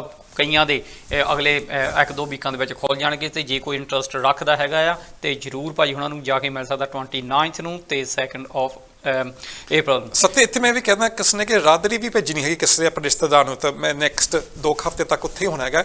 ਇੱਕ ਰਾਦਰੀ ਭੇਜਣੀ ਹੈਗੀ ਤੁਸੀਂ ਡਾਇਰੈਕਟਲੀ ਵੀ ਈਮੇਲ ਕਰ ਸਕਦੇ ਆਪਣੇ ਰਿਸ਼ਤੇਦਾਰਾਂ ਨੂੰ ਜੀ। ਮਗਰ ਕਿ ਰਾਦਰੀ ਭੇਜਣੀ ਹੈਗੀ 3-4 ਚੀਜ਼ਾਂ ਦਾ ਜ਼ਰੂਰ ਖਿਆਲ ਰੱਖਿਓ। ਨੰਬਰ 1, ਰਾਦਰੀ ਦੇ ਨਾਲ ਤੁਸੀਂ ਆਪਣੇ ਪਾਸਪੋਰਟ ਦੀ ਕਾਪੀ ਨਾਲ ਆਪਣੇ 2 ਮਹੀਨੇ ਦੀਆਂ ਪੇ ਸਲਿੱਪਾਂ ਜਾਂ 2 ਮਹੀਨੇ ਦੀਆਂ ਬੈਂਕ ਸਟੇਟਮੈਂਟ, ਇੱਕ ਘਰ ਦਾ ਬਿੱਲ ਨਾਲ ਪੇਸ਼ ਜ਼ਰੂਰ ਕਰ ਦਿਓ। ਸੋ ਅੱਗੇ ਮੈਨੂੰ ਆ ਕੇ ਮਿਲਣਾ ਹੋਏ ਜਾਂ ਕਿ ਇੰਡੀਆ 'ਚ ਜਦੋਂ ਫਾਈਲ ਤਿਆਰ ਕਰਨੀ ਹੋਵੇ, ਕਮ ਸੇ ਕਮ ਜੋ ਵੀ ਕੰਸਲਟੈਂਟ ਹੈਗਾ ਉਹ ਕੋਲ ਤੁਹਾਡੇ ਸਪਾਂਸਰ ਦੇ ਪੂਰੇ ਕਾਗਜ਼ ਹੋ ਗਏ। ਤਾਂ ਜਦੋਂ ਆਪਾਂ UK 'ਚ ਕਾਗਜ਼ ਤਿਆਰ ਕਰੀਦੇ ਹੈਗੇ, ਇੱਦਾਂ ਇੰਡੀਆ ਦੇ ਵਿੱਚ ਵੀ ਮੇਕ ਸ਼ੋਰ ਤੁਹਾਡੇ ਆਪਣੇ ਜੋ ਰਿਸ਼ਤੇਦਾਰ ਹੈਗੇ ਜਿਹਨੇ ਅਪਲਾਈ ਕਰਨਾ ਹੈਗਾ ਉਹ ਵੀ ਆਪਣੇ ਪਿਛਲੇ 6 ਮਹੀਨੇ ਦੀਆਂ ਬੈਂਕ ਸਟੇਟਮੈਂਟਸ ਨਾਲ ਬੈਂਕ ਦੀਆਂ ਐਂਟਰੀਆਂ, ਮਤਲਬ ਕਹਿਣ ਵਾਸਤੇ ਬੈਂਕ ਦੀ ਚਲਾਈ ਜੋ ਹੈਗੀ ਉਹਦਾ ਸਬੂਤ ਜ਼ਰੂਰ ਦਿਖਾਵੇ। ਬਹੁਤ ਵਾਰੀ ਮੈਂ ਦੇਖਦਾ ਜਦੋਂ ਲੋਕਾਂ ਨੂੰ ਕਿ ਨਾ ਹੁੰਦੀ ਹੈ ਸਪੈਸ਼ਲੀ ਵਿਜ਼ਟਰ ਦੇ ਵਿੱਚ ਕਿ ਵੀ ਆਪਾਂ ਪਹਿਲਾਂ ਇਹ ਕਹਿ ਦਿੰਦੇ ਹੈਗੇ ਪਹਿਲਾਂ ਬੈਂਕ ਦੇ ਵਿੱਚ 2-3 ਲੱਖ ਰੁਪਈਆ ਚਾਹੀਦਾ। ਤਾਂ ਹੁੰਦਾ ਕੀ ਹੈਗਾ 2-3 ਲੱਖ ਰੁਪਈਆ ਆਪਾਂ ਇੱਕਦਮ ਜਮ੍ਹਾਂ ਕਰਾਈਦਾ ਜੀ। ਤਾਂ ਕਈ ਵਾਰੀ ਇਹੀ ਰੀਜ਼ਨ ਹੁੰਦੀ ਹੈ ਨਾ ਦੇ ਕਾਰਨ। ਕਿਉਂ? ਬਿਕੋਜ਼ ਆਪਾਂ ਕਿੰਨੇ ਸਾਲ ਦੀ ਆਮਦਨ ਸਾਡੀ 2 ਤੋਂ 3 ਲੱਖ ਹੈਗੀ ਹੈ which is a monthly deposit ਰਫਲੀ 20-25,000 ਰੁਪੀਜ਼। ਪਰ ਹੁੰਦਾ ਕੀ ਹੈ ਉਹ 2 ਲੱਖ ਇੱਕਦਮ ਜਮ੍ਹਾਂ ਹੋ ਜਾਂਦੇ ਹੈਗੇ। ਤਾਂ ਦੂਸਰੇ ਪਾਸੇ ਜੇ ਇਨਕਮ ਹੈਗੀ ਵੀ ਹੈ, ਕਈ ਵੀ ਸਾਡੀ ਗਰੋਸ ਇਨਕਮ ਤੇ ਨੈਟ ਇਨਕਮ 'ਚ ਵੀ ਫਰਕ ਹੁੰਦਾ। ਐਗਜ਼ਾਮਪਲ ਹੁਣ ਕਿਹਦਾ ਦੇਣ ਲੱਗਾ ਹੈਗਾ ਜੋ ਖੇਤੀ ਕਰਦੇ ਹੈਗੇ। ਖੇਤੀ ਦੀ ਆਮਦਨ ਪਰਚੀਆਂ ਦੇ ਹਿਸਾਬ ਨਾਲ ਹੁੰਦੀ ਹੈ ਜੋ ਫਸਲ ਤੁਸੀਂ ਬੇਚਦੇ ਹੈਗੇ, ਮਗਰ ਕਿ ਸਾਲ ਦੀ ਕਿ ਫਸਲ ਤੁਸੀਂ ਬੇਚਦੇ ਹੈਗੇ ਉਹ ਥੋੜ੍ਹੀ ਨੈਟ ਇਨਕਮ ਹੋ ਜਾਂਦੀ ਹੈ। ਉਹਦੇ ਵਿੱਚ ਤੁਹਾਡੇ ਖਰਚੇ ਵੀ ਹੁੰਦੇ ਹੈਗੇ, ਟਰੈਕਟਰ, ਡੀਜ਼ਲ, ਤੁਸੀਂ ਕੰਬਾਈਨ ਵੀ ਤੁਹਾਡਾ ਹੁੰਦਾ ਹੈਗਾ, ਲੇਬਰ ਵੀ ਹੁੰਦੀ ਹੈਗੀ ਆ, ਪੈਸਟੀਸਾਈਡ ਤੁਸੀਂ ਵਰਤਦੇ ਹੈਗੇ। ਇਹ ਸਾਰੇ ਖਰਚੇ ਕੱਢ ਕੇ ਕੀ ਬਚਦਾ ਹੈਗਾ, ਇਹੀ ਚੀਜ਼ਾਂ ਹੁੰਦੀਆਂ ਜੋ ਇਮੀਗ੍ਰੇਸ਼ਨ ਆਫਿਸ ਨੇ ਦੇਖਣੀਆਂ ਹੁੰਦੀਆਂ। ਸੋ ਮੇਕ ਸ਼ੋਰ ਸਬੂਤ ਜੋ ਤੁਸੀਂ ਦਿਖਾਉਣਾ ਹੈਗਾ ਬਾਊਥ ਇਨ UK ਐਂਡ ਇੰਡੀਆ, ਤੁਸੀਂ ਉਹੀ ਸਬੂਤ ਦਿਖਾਓਗੇ ਜਿਹਨੂੰ ਕਮ ਸੇ ਕਮ ਇਮੀਗ੍ਰੇਸ਼ਨ ਤਸੱਲੀ ਹੋਊਗੀ ਤੁਹਾਡੇ ਵੀਜ਼ੇ ਦੇਣ ਦੇ ਵਿੱਚ। ਤੇ ਇਹ ਤੋਂ ਇਲਾਵਾ ਜਦੋਂ ਆਪਾਂ ਗੱਲ ਕਰਦੇ ਹਾਂ ਪੰਜਾਬ ਦੀ, ਤੇ ਹਮੇਸ਼ਾ ਇਹ ਹੁੰਦਾ ਕਿ ਇੱਕ ਸੁਪਨਾ ਹੀ ਆ ਸਾਡਾ, ਤਾਂ ਜਿਹੜੇ ਸਾਡਾ ਕੀ ਇੰਗਲੈਂਡ ਵਾਲਿਆਂ ਦਾ, ਕਿ ਜਿਹੜੇ ਬੱਚੇ ਨੇ ਉਹ ਕਿਤੇ ਨਾ ਕਿਤੇ ਰਾਜੀ ਹੋ ਜਾਣ ਪੰਜਾਬ ਦੀ ਧਰਤੀ ਦੇ ਉੱਤੇ ਵਿਆਹ ਕਰਾਉਣ ਦੇ ਬੱਚੇ। ਪਰ ਬੱਚਿਆਂ ਨੂੰ ਕਿਤੇ ਨਾ ਕਿਤੇ ਇਹ ਡਰ ਹੁੰਦਾ ਕਿ ਇੰਡੀਆ ਤੋਂ, ਪੰਜਾਬ ਤੋਂ ਚਾਹੇ ਇੰਡੀਆ ਤੋਂ ਕਿਤੇ ਵੀ ਜਦੋਂ ਉਹਨਾਂ ਨੂੰ ਆਪਾਂ ਸਪੋਂਸਰ ਕਰਨਾ ਆ, ਬਹੁਤ ਸਾਰੀਆਂ ਰਿਕੁਆਇਰਮੈਂਟਸ ਹੈਗੀਆਂ। ਇਹਦੇ ਵਿੱਚ ਕੋਈ ਚੇਂਜਿਸ ਆਈਆਂ ਜਾਂ ਫਿਰ ਸਟਿਲ ਉਹੀ ਰਿਕੁਆਇਰਮੈਂਟਸ ਹੈਗੀਆਂ, ਤੇ ਜੇ ਕੋਈ ਹੈਗੀਆਂ ਤਾਂ ਉਹ ਕਿਹੜੀਆਂ ਭਾਜੀ? ਹਾਂ, ਜੋ ਵਿਆਹ ਦੀ ਐਪਲੀਕੇਸ਼ਨਸ ਹੈ ਤਕਰੀਬਨ ਉਹ ਆਪਾਂ ਫਿਓਂਸੀ ਵੱਲ ਦੇਖੀਏ ਜਾਂ ਆਪਾਂ ਵਿਆਹ ਦੇ ਬੇਸਿਸ ਆਪਾਂ ਸਪਾਊਸ ਵੀਜ਼ੇ ਦੀ ਗੱਲ ਕਰਦੇ ਹੈਗੇ, ਡੀਟੇਲਸ, ਕ੍ਰਾਈਟੀਰੀਆ, ਸਪੋਰਟਿੰਗ ਡਾਕੂਮੈਂਟ ਤਕਰੀਬਨ ਸੇਮ ਹੈਗੀ ਆ। ਸੋ ਮਿਨੀਮਮ ਰਿਕੁਆਇਰਮੈਂਟਸ ਕੀ ਹੁੰਦੀ ਹੈਗੀ ਆ ਸਪੋਂਸਰ ਵੱਲੋਂ? ਪਹਿਲਾਂ ਤਾਂ 6 ਮੰਥਸ ਦੀਆਂ ਪੇ ਸਲਿੱਪਾਂ, 6 ਮੰਥਸ ਦੀਆਂ ਬੈਂਕ ਸਟੇਟਮੈਂਟਸ ਨਾਲ ਆਪਣੇ ਕੰਮ ਤੋਂ ਚਿੱਠੀ, ਇੱਕ ਕੰਟਰੈਕਟ ਆਫ ਇੰਪਲੋਇਮੈਂਟ ਹੈਗਾ ਤੁਸੀਂ ਉਹ ਵੀ ਨਾਲ ਦਿਖਾ ਸਕਦੇ ਹੈਗੇ। ਇਹ ਕਿ ਤੁਸੀਂ ਸੈਲਫ ਇੰਪਲੋਇਡ ਆ ਜਾਂ ਤੁਸੀਂ ਕਿਸੇ ਫੈਮਿਲੀ ਮੈਂਬਰ ਲਈ ਕੰਮ ਕਰਦੇ ਬਿਕੋਜ਼ ਉਹਦੀ ਫੈਮਿਲੀ ਬਿਜ਼ਨਸ ਆ, ਦੁਕਾਨ ਹੋਈ, ਬਿਲਡਰ ਹੋਇਆ, ਡਬਲ ਗ੍ਰੇਜ਼ਿੰਗ ਕੰਪਨੀ ਹੋਈ, ਫਿਰ ਚੇਤਾ ਨਾ ਭੁੱਲਿਓ ਤੁਹਾਡੀ ਇਨਕਮ ਜੋ ਹੈਗੀ ਆ ਉਹਨੇ ਤੁਹਾਡੇ ਪਿਛਲੇ ਫਾਈਨੈਂਸ਼ੀਅਲ ਟੈਕਸ ਰਿਟਰਨਸ ਦੇ ਹਿਸਾਬ ਨਾਲ ਦਿਖਣੇ ਹੈਗੇ ਆ। ਸੋ ਉਸੇ 12 ਮਹੀਨੇ ਦੀ ਜਿਹਦੇ ਹਿਸਾਬ ਨਾਲ ਟੈਕਸ ਰਿਟਰਨਸ ਫਾਈਲ ਹੁੰਦੇ ਹੈਗੇ, ਕੰਪਨੀ ਦੇ ਕਈ ਵਾਰੀ ਵੱਖਰੇ ਹੁੰਦੇ ਹੈਗੇ, sole trader partnerships usually April to April ਹੁੰਦੇ ਆ। ਉਸ ਸਮੇਂ ਦੇ ਟੈਕਸ ਰਿਟਰਨ ਦੇ ਨਾਲ ਬਿਜ਼ਨਸ ਦੀਆਂ bank statements, HMRC, VAT, PAY, lease agreements ਵੀ ਨਾਲ ਕਈ ਵਾਰੀ ਦੇਖਣੇ ਹੁੰਦੇ ਆ। ਸੋ ਸਿਰਫ ਕਈ ਵਾਰੀ ਸਿਰਫ ਪੇ ਸਲਿੱਪ ਦੇ ਨਾਲ ਨਹੀਂ ਗੱਲ ਬਣਦੀ ਹੈਗੀ, ਇਹ ਵੀ ਚੈੱਕ ਕਰਨਾ ਹੁੰਦਾ ਤੁਹਾਡੇ ਕਿਹੜੇ ਬੇਸਿਸ ਦੇ ਉੱਪਰ ਤੁਸੀਂ ਕੰਮ ਕਰਦੇ ਹੈਗੇ ਆ। ਜਿਹਦੇ ਘਰ 'ਚ ਆ ਕੇ ਰਹਿਣਾ ਹੈਗਾ, ਬੇਸ਼ੱਕ ਕਿਰਾਏ 'ਤੇ ਹੈਗਾ ਜਾਂ ਤੁਹਾਡੇ ਮਦਰ ਫਾਦਰ ਘਰ ਹੈਗਾ, ਉਹ ਵੱਖਰਾ ਸਬੂਤ ਹੁੰਦਾ। ਲੈਂਡ ਰਜਿਸਟਰੀ, ਮੋਰਗੇਜ ਸਟੇਟਮੈਂਟਸ, ਜਿੰਨੇ ਪਰਿਵਾਰ ਦੇ ਮੈਂਬਰ ਘਰ 'ਚ ਰਹਿੰਦੇ ਹੈਗੇ ਆ ਉਹਨੇ ਵੱਖਰੇ ਵੱਖਰੇ ਪਾਸਪੋਰਟ ਦੀ ਕਾਪੀਆਂ ਚਾਹੀਦੀਆਂ ਹੈਗੀਆਂ। ਤਾਂ ਨਾਲ ਦੀ ਨਾਲ ਐਵੀਡੈਂਸ ਆਫ ਕਮਿਊਨੀਕੇਸ਼ਨ, ਜੋ ਵੀ ਤੁਸੀਂ ਇੱਕ ਦੂਜੇ ਨੂੰ ਟੈਲੀਫੋਨ ਕਰਦੇ ਆ, ਚੈਟ ਹਿਸਟਰੀ ਹੈਗੀ ਆ, ਪੈਸੇ ਭੇਜੇ ਹੈਗੇ ਆ, ਉਹ ਵੱਖਰੀ ਦਿਖਾ ਦਿਓ। ਤੇ ਇੰਡੀਆ ਦੇ ਵਿੱਚੋਂ ਜਿਹਨੇ ਆਉਣਾ ਹੈਗਾ ਉਹਨੂੰ ਘੱਟ ਤੋਂ ਘੱਟ A1 ਲਾਈਫ ਸਕਿੱਲਸ ਦੇ ਇੰਗਲਿਸ਼ ਟੈਸਟ ਚਾਹੀਦਾ ਹੈਗਾ, ਤਾਂ ਨਾਲ TB ਦਾ ਮੈਡੀਕਲ ਸਰਟੀਫਿਕੇਟਸ। ਐਪਲੀਕੇਸ਼ਨ ਜਿੰਨੇ ਵੀ ਹੈਗੇ ਸਪਾਊਸਲ ਐਪਲੀਕੇਸ਼ਨਸ, ਇਨਫੈਕਟ ਸਾਰੇ ਐਪਲੀਕੇਸ਼ਨਸ ਹੁਣ ਤਕਰੀਬਨ 90% UK 'ਚ ਫਾਈਲਾਂ ਤਿਆਰ ਹੋ ਕੇ ਇੱਥੇ ਅਪਲੋਡ ਹੁੰਦੀਆਂ ਹੈਗੀਆਂ। ਫਾਈਲ ਦੀ ਐਪਲੀਕੇਸ਼ਨ ਜਾਂ ਪਾਸਪੋਰਟ ਆਪਾਂ ਜਮ੍ਹਾਂ ਕਰਾਉਣਾ BRP ਲਈ, ਉਹ ਤਾਂ VFS ਆਫਿਸਿਸ ਚੰਡੀਗੜ੍ਹ, ਜਲੰਧਰ ਜਾਂ ਦਿੱਲੀ ਹੁੰਦੀ ਹੈ। ਪਰ ਬਾਕੀ ਦੇ ਮੈਰਿਜ ਤਾਂ ਮੰਗੇਤਰ ਦੇ ਵੀਜ਼ੇ ਦੀ ਐਪਲੀਕੇਸ਼ਨ ਜੋ ਤਿਆਰੀ ਹੈਗੀ ਆ ਉਹ ਤਕਰੀਬਨ ਆਪਾਂ UK 'ਚ ਹੀ ਹੁਣ ਕਰ ਸਕਦੇ ਹਾਂ। ਸੋ ਜੇ ਕੋਈ ਬੱਚਾ ਆਪਣੇ ਮਾਂ-ਬਾਪ ਦੇ ਨਾਲ ਰਹਿ ਰਿਹਾ ਆ ਤੇ ਉਹਨਾਂ ਨੇ ਆਪਣੇ ਸਪਾਊਸ ਨੂੰ ਇੰਡੀਆ ਤੋਂ ਮੰਗਾਉਣਾ ਹੈਗਾ ਆ, ਤੇ ਮਾਂ-ਬਾਪ ਜਿਸ ਤਰ੍ਹਾਂ ਕਿ ਮੰਨ ਲਓ ਕੋਈ ਜਿਹੜੀ ਮਾਂ ਆ ਉਹ ਹੈਂਡੀਕੈਪਟ ਆ ਪਰ ਪਿਤਾ ਉਹਨਾਂ ਦੀ ਲੁੱਕ ਆਫਟਰ ਕਰ ਰਹੇ ਨੇ, ਠੀਕ ਹੈ, ਸੋ ਉਹ ਬੈਨੀਫਿਟਸ ਦੇ ਉੱਤੇ ਨੇ, ਤੇ ਬੱਚਾ ਪਰ ਉਸੇ ਘਰ ਦੇ ਵਿੱਚ ਰਹਿ ਰਿਹਾ ਹੈਗਾ ਤੇ ਉਹਨੂੰ ਜਿਹੜੀ ਇਨਕਮ ਦੇ ਸੋਰਸਿਸ ਆ ਥੋੜ੍ਹੇ ਹੈਗੇ ਆ, ਕਿ ਉਹਦੇ ਲਈ ਕੋਈ ਮਾੜੀ ਮੋਟੀ ਗੁੰਜਾਇਸ਼ ਹੈ ਕਿਸੇ ਨਾ ਕਿਸੇ ਪਾਸਿਓਂ, ਜਾਂ ਫਿਰ ਸਟਿਲ ਸੇਮ ਹੀ ਜਿਹੜਾ ਕ੍ਰਾਈਟੇਰੀਆ ਉਹਨਾਂ ਨੂੰ ਫੋਲੋ ਕਰਨਾ ਪੈਣਾ, ਸਾਰਾ ਕੁਝ ਸੇਮ ਹੀ ਆ? ਸੱਤੀ ਦਾ ਵੈਰੀ ਵੈਰੀ ਗੁੱਡ ਕੁਐਸਚਨ। ਸੱਤੀ ਦਾ ਬੇਸਿਕ ਮਤਲਬ ਇਹ ਹੈਗਾ ਕਿ ਸਪਾਂਸਰ ਬੈਨੀਫਿਟ ਕਲੇਮ ਕਰਦਾ ਹੈਗਾ ਉਹ ਆਪਣੇ ਫੇਵਰ ਵੀ ਆਪਣੇ ਸਪਾਂਸਰ ਕਰ ਸਕਦਾ ਹਸਬੈਂਡ ਵਾਈਫ। ਇਹਦੇ ਵਿੱਚ ਇੱਕ ਐਕਸੈਪਸ਼ਨ ਹੈਗੀ ਹੈ 18,600 ਰੂਲ ਜੀ। ਇਹ ਕਿਸੇ ਕੋ PIP, PIP ਜਾਂ ਡਿਸੇਬਿਲਿਟੀ ਲਿਵਿੰਗ ਅਲਾਊਂਸ ਜਾਂ ਕੇਅਰਸ ਅਲਾਊਂਸ ਹੈਗੇ, ਮਤਲਬ ਕਹਿਣ ਵਾਸਤੇ ਆਪਣੇ ਮਦਰ ਫਾਦਰ ਦੀ ਦੇਖਭਾਲ ਕਰਦੇ ਹੈਗੇ, ਇੱਕ ਨੂੰ ਕੇਅਰਸ ਅਲਾਊਂਸ ਮਿਲਦੀ ਹੈਗੀ ਆ, ਫਿਰ ਤੁਸੀਂ ਐਗਜ਼ੈਂਪਟ ਹੈਗੇ 18,600 ਦੇ ਰੂਲ ਤੋਂ। ਤੁਹਾਨੂੰ ਸਿਰਫ ਇਹ ਦਿਖਾਉਣ ਦੀ ਲੋੜ ਹੈਗੀ ਹੈ ਇੱਥੇ ਆ ਕੇ ਰਹਿਣ ਦੀ ਰਿਹਾਇਸ਼ ਜਗ੍ਹਾ ਹੈਗੀ ਤੁਹਾਡੇ ਦੋਵਾਂ ਦੀ ਰਹਿਣ ਵਾਸਤੇ, ਤੇ ਸਰਕਾਰ ਉੱਪਰ ਬੋਝ ਨਹੀਂ ਪਾਉਂਗੇ। ਸੋ ਉਹਦੇ ਵਾਸਤੇ ਜਿੰਨੇ ਵੀ DWP ਦੇ ਬੈਨੀਫਿਟਸ ਮਿਲਦੇ ਹੈਗੇ ਤੁਸੀਂ ਉਹ ਦਿਖਾ ਸਕਦੇ ਹੋ, ਤੁਸੀਂ ਸਾਰੀ ਗਿਣਤੀ ਚਾਹੋਗੇ। ਜਿੰਨੇ ਵੀ ਤੁਹਾਡੇ ਸੇਵਿੰਗਸ ਹੈਗੇ ਤੁਸੀਂ ਉਹ ਵੀ ਦਿਖਾ ਸਕਦੇ ਹੈਗੇ ਆ, ਤਾਂ ਨਾਲ ਜੋ ਬਾਕੀ ਦੀ ਆਪਾਂ ਇਨਫੋਰਮੇਸ਼ਨ ਮੈਂ ਪਹਿਲਾਂ ਦਿੱਤੀ ਸੀ ਜਿਹਦੇ ਵਿੱਚ ਤੁਹਾਡੀ ਰਿਸ਼ਤਾ, ਅਕੋਮੋਡੇਸ਼ਨ, A1 ਦਾ ਇੰਗਲਿਸ਼ ਟੈਸਟ ਆ, ਨਾਲ ਜੋ TB ਸਰਟੀਫਿਕੇਟ ਆ ਉਹ ਵੱਖਰੇ ਦਿਖਾਉਣੇ ਹੈਗੇ ਆ। ਸੋ ਇਸੇ ਕੈਟੇਗਰੀ ਦੇ ਵਿੱਚ ਤੁਹਾਨੂੰ ਬੈਨੀਫਿਟਸ ਦਾ ਵੀ ਹੱਕ ਹੈਗਾ ਦਿਖਾਉਣ ਵਾਸਤੇ। ਤੁਹਾਨੂੰ ਜੋ 98,600 ਪਾਉਂਡ ਆਮਦਨ ਤੋਂ ਤੁਸੀਂ ਐਗਜ਼ੈਂਪਟ ਹੋਗੇ only if you PIP, DLA or cares allowance. ਤੇ ਜਿਹੜੇ ਕਿਰਾਏ ਦਾ ਜਿੱਦਾਂ ਕਿ ਉਹਨਾਂ ਨੇ ਜੇ ਮਕਾਨ ਲਿਆ ਹੈਗਾ ਤੇ ਉਹਦਾ ਜੇ ਕੰਟਰੈਕਟ ਜਿਹੜਾ ਕਿ ਲਾਸਟ ਮੰਥ ਤੱਕ ਜਾ ਰਿਹਾ ਹੈਗਾ ਉਹ ਤੁਹਾਨੂੰ ਰੀਨਿਊ ਕਰਕੇ ਫਿਰ ਅਪਲਾਈ ਕਰਨਾ ਚਾਹੀਦਾ, ਜਾਂ ਫਿਰ ਇਹ ਹੁਣ ਇਹ ਕੋਈ ਡਜ਼ਨਟ ਮੈਟਰ ਕਿ 1 ਮਹੀਨੇ ਦਾ ਕੰਟਰੈਕਟ ਹੈ ਜਾਂ 2 ਮਹੀਨੇ ਦਾ, ਕਿਉਂਕਿ 6 ਮਹੀਨੇ ਦਾ ਕਮ ਸੇ ਕਮ ਹੁੰਦਾ ਹੈ। ਸੋ ਇਹਦੇ ਵਿੱਚ ਵੀ ਕੋਈ ਹੈ ਮਾੜੀ ਮੋਟੀ? ਜਿਹਦੇ ਲੌਂਗ ਟਰਮ ਲੋਕ ਰਹਿੰਦੇ ਯੂਜ਼ਲੀ ਸਾਲ ਦੇ ਹੁੰਦੇ ਹੈਗੇ ਤਾਂ ਯੂਜ਼ਲੀ ਰੋਲਿੰਗ ਕੰਟਰੈਕਟਸ ਹੁੰਦੇ ਹੈਗੇ। ਸੋ ਅਗੇ ਤੁਸੀਂ ਆਪਣੇ ਲਾਸਟ 1 ਸਾਲ ਦਾ ਜਾਂ ਲਾਸਟ ਅਗੇ ਕੰਟਰੈਕਟ ਹੈਗਾ ਉਹ ਦਿਖਾਤਾ, ਦੈਟ ਵਿਲ ਬੀ ਸਫੀਸ਼ੀਐਂਟ। ਨਾਲ ਐਵੀਡੈਂਸ ਆਫ ਕੋਰਸਪੋਂਡੈਂਸ ਹੈਗੇ, ਤੁਹਾਡੇ ਕਾਊਂਸਲ ਟੈਕਸ ਬਿਲਸ ਹੈਗੇ ਤੁਸੀਂ ਉਹ ਵੀ ਦਿਖਾ ਸਕਦੇ ਹੈਗੇ।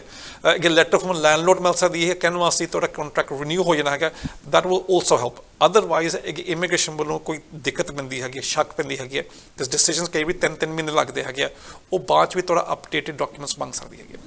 ਤੇ ਬਿਲਕੁਲ, ਤੇ ਜਿਹੜੀਆਂ ਗੱਲਾਂ ਬਾਤਾਂ ਸੀਗੀਆਂ ਉਹਨਾਂ ਗੱਲਾਂ ਬਾਤਾਂ ਵਿੱਚ ਤੁਸੀਂ ਇਹ ਦੇਖ ਹੀ ਲਿਆ ਕਿ ਤੁਹਾਨੂੰ ਜੇ ਕੋਈ ਸਪਾਊਸ ਮੰਗਾਉਣਾ ਹੈਗਾ ਤੇ ਉਹਦੇ ਵਿੱਚ ਕੋਈ ਦਿੱਕਤ ਨਹੀਂ ਹੈਗੀ, ਕਿਉਂਕਿ ਅੱਜ ਕੱਲ੍ਹ ਹਰ ਇੱਕ ਇਨਸਾਨ ਕੰਮ ਕਰਦਾ ਤੇ 18,600 ਪਾਉਂਡ ਜਿਹੜੀ ਆ ਅਪ੍ਰੈਲ ਦੇ ਵਿੱਚ ਤਾਂ ਉੱਦਾਂ ਹੀ ਛੇਤੀ ਹੋ ਜਾਇਆ ਕਰਨੀ ਆ ਕਿ ਨਹੀਂ, ਜੇ ਕਿਉਂਕਿ ਪੇ ਰਾਈਜ਼ ਜਿਹੜੀ ਹੋ ਰਹੀ ਆ।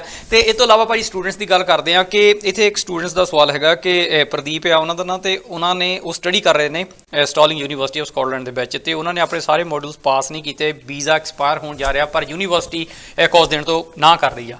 ਇਹ ਕੋਈ ਹੈ ਆਪਸ਼ਨ ਉਹਨਾਂ ਦੇ ਕੁਝ ਮਾੜਾ ਮੋਟਾ ਕੀ ਕਰਨਾ ਚਾਹੀਦਾ? ਮੈਨੂੰ ਪਤਾ ਸਟੂਡੈਂਟਸ ਦਾ ਬੜਾ ਕ੍ਰੇਜ਼ ਹੈਗਾ ਹਲੇ ਵੀ UK ਆਉਣ ਵਾਸਤੇ। ਮੈਂ ਕਿਹਾ ਸਭ ਤੋਂ second highest number of intake of immigrants UK study base 'ਤੇ ਸਾਰੇ ਇੰਡੀਆ ਤੋਂ ਆ ਰਹੇ ਹੈਗੇ ਆ।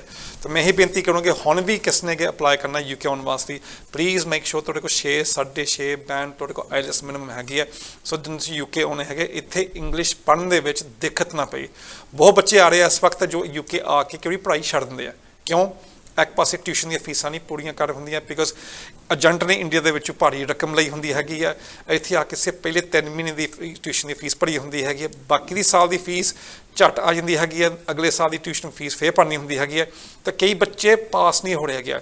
ਪਲੇਜਰਿਜ਼ਮ ਦਾ ਬੜਾ ਦਿੱਕਤ ਪੈ ਰਹੀ ਹੈਗੀ, ਜੋ ਲੋਕ ਨਕਲ ਕਰਦੇ ਹੈਗੇ, ਲੋਕਾਂ ਤੋਂ ਟੈਸਟ ਪਾਸ ਕਰਾਉਣ ਦੀ ਕੋਸ਼ਿਸ਼ ਕਰਦੇ ਹੈਗੇ ਆ, ਤਾਂ ਕਿ ਤੁਸੀਂ ਸਮੈਸਟਰ ਵਿੱਚ ਫੇਲ ਕਰਦੇ ਆ, ਯੈਸ ਤੁਹਾਨੂੰ ਸਮੈਸਟਰ ਦੇ ਬਾਅਦ ਦੁਬਾਰਾ ਐਪਲੀਕੇਸ਼ਨ ਪਾਉਣ 'ਚ ਦਿੱਕਤ ਪਊਗੀ ਇਫ ਤੁਸੀਂ ਪਾਸ ਨਹੀਂ ਹੋਣੇ ਹੈਗੇ। ਤਾਂ ਮੈਨੂੰ ਪਤਾ ਕਈ ਯੂਨੀਵਰਸਿਟੀ ਤੁਹਾਨੂੰ ਦੁਬਾਰਾ ਮੌਕਾ ਦੇ ਦਿੰਦੇ ਹੈਗੇ ਆਪਣੇ ਮੋਡਿਊਲਸ ਦੁਬਾਰਾ ਟੈਸਟ ਦੁਬਾਰਾ ਦੇਣ ਵਿੱਚ। ਮੈਂ ਕਹਿੰਦਾ ਕਿ ਵੀਜ਼ਾ ਨਹੀਂ ਹੈਗਾ ਫਿਰ ਤੁਹਾਨੂੰ ਆਪਣੀ ਐਕਸਟੈਂਸ਼ਨ ਲੈਣੀ ਪਊਗੀ। ਤਾਂ ਮੈਨੂੰ ਇਹ ਵੀ ਪਤਾ ਕਈ ਯੂਨੀਵਰਸਿਟੀ ਆਪਣੇ CAS ਜੋ ਕੈਸ ਅਪ ਕਰਦੇ ਹੈਗੇ ਆ ਉਹ ਵੀ ਦੇਣ 'ਚ ਕਈ ਵਾਰੀ ਨਖਰੇ ਦਿਖਾਉਂਦੇ ਹੈਗੇ ਆ। So try and pass if you can, if not then ਤੁਹਾਨੂੰ ਐਕਸਟੈਂਸ਼ਨ ਕਰਨੀ ਪਊਗੀ। ਸੋ ਇਸ ਵੀ ਨੇ ਅਗੇ ਤੁਸੀਂ ਟਾਈਮ ਚਾਹੀਦਾ ਐਕਸਟੈਂਸ਼ਨ ਵਾਸਤੇ ਆਪਣੀ ਯੂਨੀਵਰਸਿਟੀ ਤੋਂ ਕੈਸ ਮੰਗ ਲਓ, ਤਾਂ ਕਿ ਕੈਸ ਨਹੀਂ ਦੇਣ ਨੂੰ ਤਿਆਰ ਹੈਗੀ ਤਾਂ ਉਹ ਕਈ ਵਾਰੀ ਇਹ ਵੀ ਕਹਿੰਦੇ ਹੈਗੇ ਤੁਸੀਂ ਵਾਪਸ ਇੰਡੀਆ ਜਾ ਕੇ ਵੀ ਤੁਸੀਂ ਆਪਣਾ ਆਨਲਾਈਨ ਪੇਪਰ ਦੇ ਸਕਦੇ ਜਾਂ ਡਿਸਰਟੇਸ਼ਨ ਫਾਈਲ ਕਰ ਸਕਦੇ। ਦੈਨ ਮੇ ਬੀ ਤੁਹਾਨੂੰ ਆਪਣੀ ਕੈਟੇਗਰੀ ਚੇਂਜ ਕਰਨੀ ਪਊਗੀ। ਤਾਂ ਕੈਟੇਗਰੀ ਕਿਹਦੀ ਚੇਂਜ ਕਰਨੀ ਹੈਗੀ ਆ? ਅੱਜ ਦੇ ਵਕਤ ਦੇਖੀਏ ਤਾਂ ਮੇਨ ਟਾਇਰ 2 ਆ, ਤਾਂ ਟਾਇਰ 2 ਜੋ ਮਾਈਗ੍ਰੈਂਟਸ ਹੈਗੇ ਆ, ਵਰਕ ਪਰਮਿਟ ਦੀ ਆਪਾਂ ਜੋ ਗੱਲਾਂ ਕਰਦੇ ਹੈਗੇ ਉਹਦੇ ਵਾਸਤੇ ਸਪਾਂਸਰ ਦੀ ਲੋੜ ਹੈਗੀ ਆ। ਸੋ ਉਹਦੇ ਵਾਸਤੇ ਮੈਂ ਸਾਰੇ ਬੱਚਿਆਂ ਨੂੰ ਕਹੂੰਗਾ ਖਿਆਲ ਰੱਖਿਓ ਜਦੋਂ ਤੁਸੀਂ ਆਪਣੀ ਪੜ੍ਹਾਈ ਚਾਹੁੰਦੇ ਹੈਗੇ ਆ, ਕਿਹੜੀ ਯੂਨੀਵਰਸਿਟੀ ਕਿਹਦੇ ਸਬਜੈਕਟਸ ਕਰਦੇ ਹੈਗੇ ਤੇ ਕਿੱਥੇ ਆ ਕੇ ਰਹਿਣਾ ਤੁਸੀਂ। ਤੇ ਬਿਲਕੁਲ ਸਹੀ ਗੱਲ ਆ, ਤੇ ਜ਼ਰੂਰ ਜਿਹੜੇ ਆ ਆਪਣੀ ਪੜ੍ਹਾਈ ਵੱਲ ਧਿਆਨ ਦੇਣਾ ਚਾਹੀਦਾ, ਸਪੈਸ਼ਲੀ ਜੇ ਤੁਸੀਂ ਆਏ ਹੀ ਪੜ੍ਹਨ ਹੋ। ਤੇ ਪੰਜਾਬੀਆਂ ਦੇ ਅੱਗੇ ਕੋਈ ਵੀ ਕੰਮ ਜਿਹੜਾ ਅੜਿਆ ਤਾਂ ਨਹੀਂ ਹੈਗਾ, ਪਰ ਅੜੇ ਇੱਕ ਸਵਾਲ ਜਿਹੜਾ ਆ ਉਹ ਫੇਰ ਕਿਤੇ ਨਾ ਕਿਤੇ ਅੜਿਆ ਰਹਿ ਗਿਆ। ਪ੍ਰੋਗਰਾਮ ਦੇ ਸਟਾਰਟਿੰਗ ਵਿੱਚ ਵੀ ਉਸ ਵੀਰ ਲਈ ਗੱਲ ਕੀਤੀ ਸੀਗੀ, ਤੇ ਅੱਜ ਪ੍ਰੋਗਰਾਮ ਦੀ ਸਮਾਪਤੀ ਦੇ ਵਿੱਚ ਵੀ ਉਸ ਵੀਰ ਦੇ ਕਤਲ ਦੀ ਨਿਖੇਧੀ ਕਰਦੇ ਹਾਂ ਤੇ ਆਸ ਕਰਦੇ ਹਾਂ ਕਿ ਜਲਦ ਤੋਂ ਜਲਦ ਉਸ ਵੀਰ ਨੂੰ ਇਨਸਾਫ ਮਿਲੇ। ਤੇ ਪਲੇਅਰਾਂ ਅੱਗੇ ਬੇਨਤੀ ਕਰਦੇ ਹਾਂ ਕਿ ਛੱਡੋ ਤੇ ਏਕਤਾ ਦੇ ਵਿੱਚ ਇੱਕ ਦੂਜੇ ਦਾ ਸਾਥ ਦਿਓ, ਨਹੀਂ ਤਾਂ ਪਤਾ ਨਹੀਂ ਆਉਣ ਵਾਲੇ ਸਮੇਂ ਦੇ ਵਿੱਚ ਇਹ ਜਿਹੜੀਆਂ ਸਾਰੀਆਂ ਚੀਜ਼ਾਂ ਨੇ ਕਿੱਧਰ ਨੂੰ ਰੁੱਖ ਕਰਨਗੀਆਂ। ਸਾਨੂੰ ਲੋੜ ਆ ਸਾਰਿਆਂ ਨੂੰ ਇਕਜੁੱਟਤਾ ਦੀ, ਜਿਹੜੀ ਈਰਖਾ ਆ ਉਹਨੂੰ ਛੱਡੀਏ। ਪਤਾ ਨਹੀਂ ਇਹ ਸਵਾਸਾਂ ਦੀ ਤੰਦ ਕਦੋਂ ਟੁੱਟ ਜਾਣੀ ਆ, ਕਦੋਂ ਕਿੰਨੇ ਸਾਹ ਕਿਸੇ ਦੇ ਲਿਖੇ ਹੈਗੇ ਆ।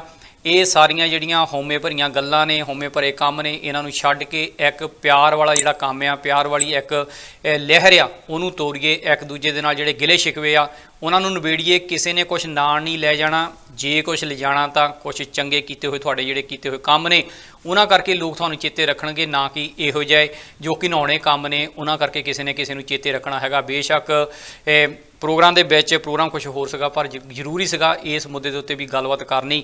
ਤੇ ਵੀਰ ਜੀ ਆਉਣ ਵਾਲੇ ਸਮੇਂ ਦੇ ਵਿੱਚ ਫਿਰ ਦੁਬਾਰਾ ਗੱਲਬਾਤ ਕਰਾਂਗੇ। ਆਖਿਰ ਦੇ ਵਿੱਚ ਸਾਡੇ ਦਰਸ਼ਕਾਂ ਨਾਲ ਕੀ ਸਾਂਝ ਪਾਓਗੇ? It's a sad point to leave on, but Sandeep, we're going to miss you. You've brought everybody together in your departing, but once again we're going to miss you all and everything that you've got. We've got YouTube to catch up to see what you was all about. And then ਕਿਸੇ ਨੇ ਅੱਜ ਤੱਕ ਸੰਦੀਪ ਦਾ ਨਾਮ ਨਹੀਂ ਸੁਣਿਆ ਹੈਗਾ, specially ਸਾਡੇ youngsters, ਸਾਡੇ ਇੱਥੇ ਦੇ ਨੌਜਵਾਨ, I'll say to everybody, go on YouTube and see what a superstar he really was, and he always will be. ਬਿਲਕੁਲ, ਜਿੱਥੇ ਉਹ ਸੁਪਰਸਟਾਰ ਸੀਗਾ ਉੱਥੇ ਉਹ ਯਾਰਾਂ ਦਾ ਯਾਰ ਸੀਗਾ, ਭਰਾ ਸੀਗਾ, ਇੱਕ ਨੇਕ ਦਿਲ ਇਨਸਾਨ ਸੀਗਾ। ਜਿੰਨਾ ਅਸੀਂ ਉਸ ਇਨਸਾਨ ਦੇ ਨਾਲ ਵਿਚਰੇ ਹਾਂ, ਮਿਲੇ ਵਰਤੇ ਹਾਂ, ਤੇ ਪ੍ਰੋਗਰਾਮ ਕਰਦਿਆਂ ਤੋਂ ਕਿਸੇ ਦੀ ਸ਼ਾਨ ਦੇ ਖਿਲਾਫ ਕੁਛ ਬੋਲ ਗਏ ਹੋਈਏ, ਉਹਦੇ ਲਈ ਦੋਨੇ ਹੱਥ ਜੋੜ ਕੇ ਮਾफ़ੀ। ਉਹਨਾਂ ਤੋਂ ਨਹੀਂ ਜਿਨ੍ਹਾਂ ਨੇ ਇਹ ਘਿਨਾਉਣਾ ਕੰਮ ਕੀਤਾ, ਕਿਉਂਕਿ ਉਹਨਾਂ ਨੂੰ ਆਪਣੇ ਆਪ ਕਿਤੇ ਨਾ ਕਿਤੇ ਸੋਚਣਾ ਪਊਗਾ ਕਿ ਕੀਤਾ ਤੇ ਕੀ ਕੀਤਾ ਤੇ ਕਾਹਦੇ ਲਈ ਕੀਤਾ। ਤੇ ਆਖਿਰ ਦੇ ਵਿੱਚ ਸਾਡੇ ਵੱਲੋਂ ਪਿਆਰ ਭਰੀ ਸਤਿ ਸ਼੍ਰੀ ਅਕਾਲ, ਤੇ ਤੁਸੀਂ ਰੱਖਿਓ ਆਪੋ ਆਪਣਾ ਖਿਆਲ, ਤੇ ਅਸੀਂ ਮਿਲਾਂਗੇ ਕਿਸੇ ਹੋਰ ਪ੍ਰੋਗਰਾਮ ਦੇ ਵਿੱਚ। ਸਤਿ ਸ਼੍ਰੀ ਅਕਾਲ ਜੀ। ਸਤਿ ਸ਼੍ਰੀ ਅਕਾਲ।